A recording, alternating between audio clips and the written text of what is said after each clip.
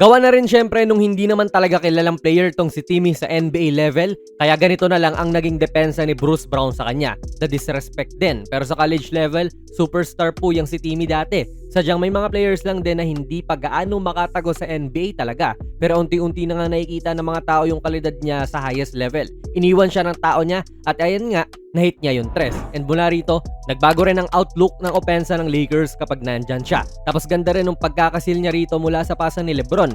Ang liit din kasi nung tao niya at ito ay fast break nga.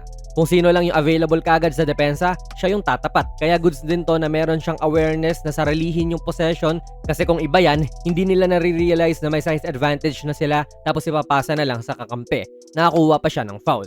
Then kita rin po natin dito yung pinagkaiba in terms of scoring mentality ni Vando pati ni Timmy. Unahin natin si Vanderbilt. To be fair, si Vando po ay never naman talaga naging scorer sa NBA level. More of energy guy siya tsaka depensa.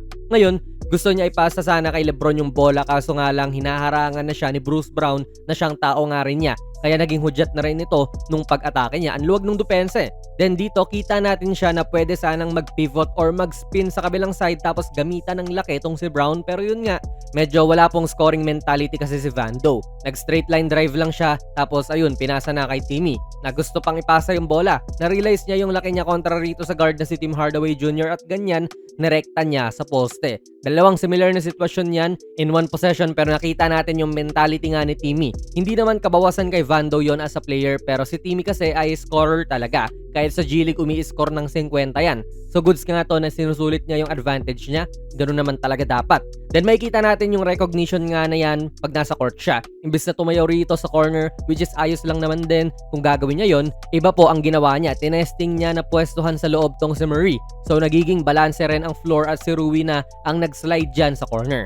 Hindi siya napasahan pero okay nga na positioning yan kasi pwede ka rin mahanap kung sakali tapos malaki yung chance na makascore ka. Then ito sa last video natin ay nasabi na nga rin natin to yung flare screen sa bike cut ni Timmy. Ulitin na lang natin yan nga. Nagbigay siya ng flare screen para kay Gabe at kadalasan nga po ang punta ng bola ay doon kay Gabe talaga.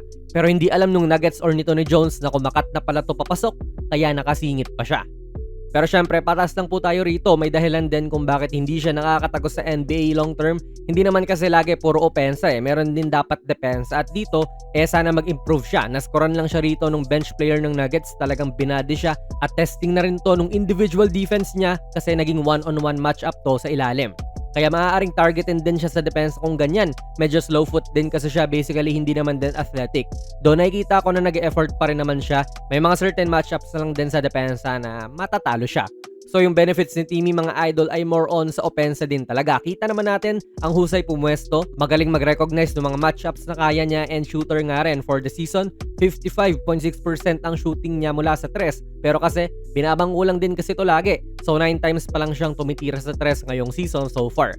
Kaya kung gusto pa niyang mababad lagi sa Lakers, dapat maging consistent na 40+% shooter siya from 3. Then syempre, dapat din mag-improve yung depensa niya kasi mas kailangan nga ng Lakers yon. Magandang addition naman din siya sa bench ng Lakers kasi hirap na hirap silang umiscore at yung scoring mentality ni Timmy ay nakakatulong doon. Kita naman din natin, nakakakuha siya ng mga madadaling puntos kasi pumapwesto siya ng maganda at hindi lang asa lagi sa 3. Kaya ano po ang masasabi nyo sa naging laro niya this game mga idol?